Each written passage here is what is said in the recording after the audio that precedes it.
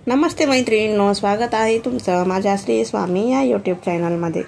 आजचा दिवस तुम्हाला सुखाचा, समाधानाचा, आनंदाचा जावो ही स्वामींच्या चरणी प्रार्थना करते आणि आजच्या या नवीन व्हिडिओला सुरुवात करते। तर मैत्रिणींनो, आज आहे 15 नोव्हेंबर, वार शनिवार। आज आलेली आहे उत्पत्ती एकादशी। कार्तिक महिन्याच्या कृष्ण पक्षाच्या एकादशीला उत्पत्ती एकादशी असे म्हटले जाते। प्रत्येक महिन्यात 2 एकादशी येतात। प्रत्येक एकादशीचं महत्त्व हे देखील वेगवेगळं असतं। कार्तिकी एकादशी नंतर येणाऱ्या एकादशीला उत्पत्ती एकादशी असे म्हणतात आणि या उत्पत्ती एकादशीचं व्रत हे अत्यंत महत्त्वाचे मानले जाते। हे व्रत केल्याने भगवान विष्णू आपल्या भक्तांवर प्रसन्न होतात आणि या व्रतामुळे आपल्या जीवनातील सुख, शांती, समृद्धी येत असते। पौराणिक ग्रंथानुसार असे म्हटले जाते की या उत्पत्ती एकादशीच्या दिवशी एकादशी मातेचा जन्म झाला होता, म्हणून तिला उत्पत्ती एकादशी असे म्हटले जाते। सर्व व्रतांमध्ये या एकादशीला विशेष असं महत्त्व आहे, कारण या दिवसापासूनच एकादशी व्रताची सुरुवात झाली होती आणि म्हणूनच असे म्हणले जाते की या व्रताच्या प्रभावामुळे वर्तमानासह मागील अनेक जन्मांची सर्व पापे, वाईट कर्म हे देखील नष्ट होतात। त्याचबरोबर अनेक पिढ्यातील पितरांना मोक्ष प्राप्त होत असतो। ज्यांना प्रत्येक महिन्यात येणाऱ्या एकादशीचं व्रत सुरू करायचं आहे त्यांनी आज उत्पत्ती एकादशीपासून हे व्रत सुरू करावे। हा दिवस अत्यंत महत्त्वाचा मानला जातो। तसेच उत्पत्ती एकादशी हे इतके प्रभावी व्रत मानले जाते की हे व्रत केल्याने भक्तांच्या सर्व मनोकामना पूर्ण होतात, जीवनातील सुख आणि शांती नांदत असते।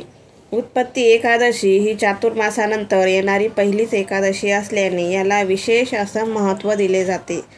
धार्मिकदृष्ट्या उत्पत्ती एकादशी ही अत्यंत महत्त्वाची तिथी असल्यामुळे या दिवशी काही प्रभावी उपाय व सेवा देखील केल्या जातात। आजचा उपाय तुम्हाला तुमच्या मुलांसाठी करायचा आहे।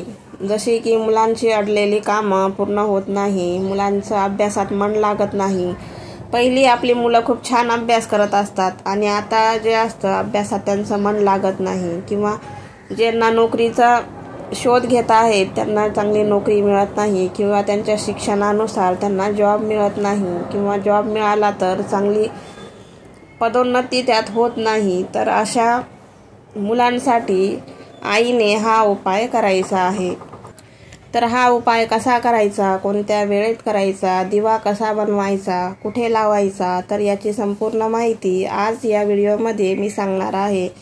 त्यामुळे व्हिडिओ स्किप न करता शेवटपर्यंत नक्की बघा। चॅनलवर जर नवीन असाल तर सबस्क्राईब करा आणि अशाच नवनवीन व्हिडिओसाठी बेल आयकॉनला प्रेस करा, म्हणजे येणारा प्रत्येक व्हिडिओची नोटिफिकेशन तुम्हाला सर्वात आधी मिळेल। तर मैत्रिणींनो, हा उपाय तुम्हाला शनिवारी एकादशीच्या दिवशी सकाळी 12 वाजेपर्यंत तुम्ही करू शकतात, किंवा सायंकाळी प्रदोष काळानंतर तुम्ही हा दिवा लावू शकतात। एकादशीच्या दिवशी सकाळी लवकर उठायचं आहे। अंघोळीच्या पाण्यामध्ये थोडीशी चिमूटभर हळद, गोमूत्र किंवा गंगाजल जे तुमच्याकडे अवेलेबल असेल ते अंघोळीच्या पाण्यात घालायचं आहे। स्वच्छ अंघोळ करून स्वच्छ कपडे परिधान करायचे आहेत। त्यानंतर आपल्या देवांची, तुळशीची नित्यपूजा आपल्याला करायची आहे। घरामध्ये धूपदीपांचा वास सकाळी सकाळी दरवळायला हवा, त्यामुळे घरात धूप, अगरबत्ती, दिवा लावायचा आहे। त्यानंतर तुम्हाला हा उपाय करायचा आहे। यासाठी तुम्हाला गव्हाचं पीठ घ्यायचं, त्याच्यामध्ये थोडीशी हळद घालायची आणि त्याची कणिक करून तुम्हाला चौमुखी दिवा बनवायचा आहे। चौमुखी म्हणजे 4 बाजूने तोंड असलेला दिवा असा बनवायचा आणि 4ही दिशांना, 4ही त्याच्या टोकांना दुहेरी वात तुम्हाला या दिव्यामध्ये घालायची आहे आणि दिवा थोडासा मोठा बनवायचा, म्हणजे कमीत कमी तो 2-3 तास तरी प्रज्वलित राहिला पाहिजे। अशा पद्धतीने दिवा बनवायचा। 4ही बाजूला दुहेरी वात तुम्हाला घालायची आणि त्याच्यामध्ये शुद्ध गाईचं तूप तुम्हाला घालायचं आहे।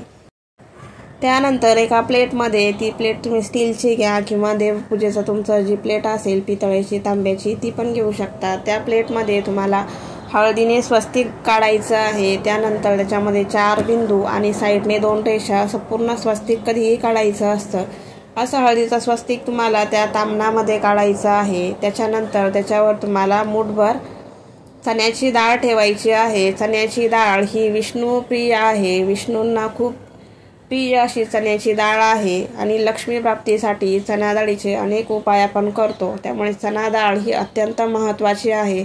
मूठभर चणा डाळ तुम्हाला त्यात प्लेटमध्ये घालायची आहे आणि त्याच्यावर तुम्हाला हा दिवा जो आहे तो ठेवायचा आहे। त्यानंतर दिव्यामध्ये शुद्ध गाईचं तूप घालायचं, तसेच दिव्यामध्ये 1 रुपयाचं नाणं आणि 2 फूल असलेल्या लवंगा त्या दिव्यामध्ये तुम्हाला घालायच्या आहेत आणि हा दिवा घेऊन तुम्हाला तुमच्या देवाऱ्याजवळ जायचं आहे।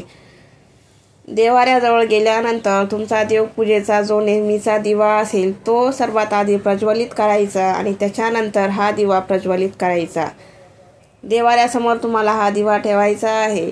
यानंतर या दिव्याला धूप, दीप, अगरबत्ती आणि आपला जो रोज देवपूजेचा दिवा आहे त्याने याला ओवाळून घ्यायची, या पूजा करायची आणि त्यानंतर हा जो आपण चौमुखी दिवा बनवलेला आहे हा तुम्हाला प्रज्वलित करून घ्यायचा आहे तुमच्या देवाऱ्यासमोर। हा दिवा लावून झाल्यानंतर तुम्हाला देवाऱ्यासमोर आसन घेऊन बसायचं आहे आणि आसन घेऊन बसल्यानंतर 3 वेळा महालक्ष्मी अष्टकचं वाचन करायचं आहे आणि 3 वेळा महालक्ष्मी अष्टकमचं वाचन झाल्यानंतर 108 वेळा ओम नमो भगवते वासुदेवाय नमः या मंत्राचा जप करायचा आहे 108 वेळा। अशा पद्धतीने तुम्हाला हा उपाय तुम्ही सकाळी पण करू शकतात किंवा सायंकाळी पण करू शकतात।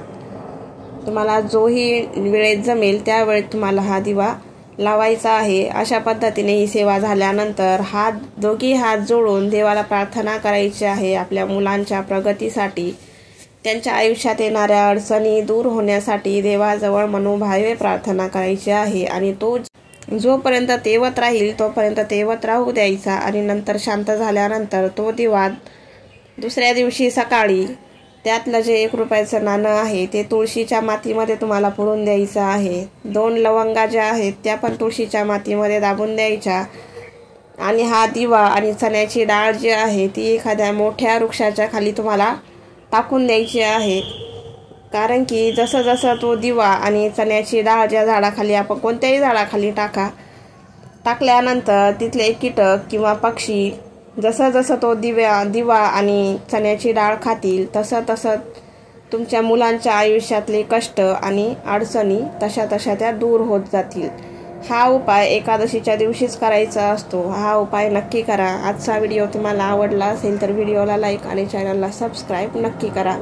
भेटूया पुन्हा नवीन अशा छानशा व्हिडिओमध्ये, तोपर्यंत धन्यवाद।